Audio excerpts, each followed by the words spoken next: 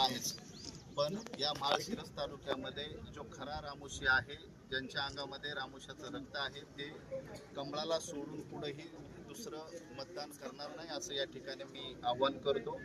त्याचं कारण असं आहे की ह्या महाराष्ट्रामध्ये आम्हाला ज्या दिलंय, स्वातंत्र्य काळानंतर आद्यक्रांती राजे उमाजी नाईकांची सरकारी जयंती असन, त्यांना क्रांतीवीर घोषित करण्यात असन, अनेक मागण्या 20 मागण्या होत्या, त्या सर्व मागण्या पूर्ण करून आदरणीय देवाभाऊंनी रामोशी समाज एका पटलावरती आणलेला आहे आणि रामोशी समाज त्यांच्या पाठीमागे आहे.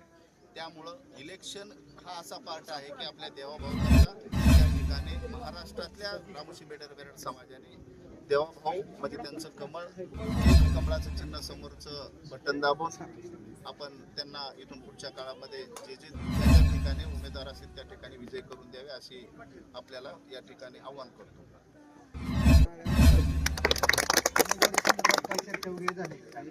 यामध्ये जी भाऊंना आमची जी अपेक्षा होती की उमाजी याच्यामध्ये जिल्हा परिषद करण्यात होते, तर त्या ठिकाणी आपण त्यांना 2 विषय मांडले होते की जर त्या ठिकाणी काही अडचण येत असेल तर उमाजीला त्या ठिकाणी सुकृत म्हणून आपण हे करावे. त्या ठिकाणी काल बावनकुळे साहेबांनी त्यांना फोन लावला आणि फोन लावून त्यांना सांगितलं उमाजी मोटरे यांना आपण त्या ठिकाणी घ्यायचं करून केलेलं आहे.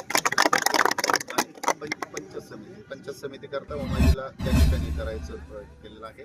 काका संदर्भात थोडी चाचपणी त्या ठिकाणी आहे, कारण आपल्याला त्या ठिकाणी जर पंचायत समिती जर एखाद्या सीटामुळे जर जात असेल तर त्या ठिकाणी आपल्याला 2 पावलं पुढं मागं पुढं करता येते का, त्याच्यावरती सर्वे चालू आहे आणि संध्याकाळपर्यंत ही होईल. पण त्याचा पर्याय जागा ओपन असल्यामुळं त्या ठिकाणी आपल्याला थोडी अडचण त्या ठिकाणी येते.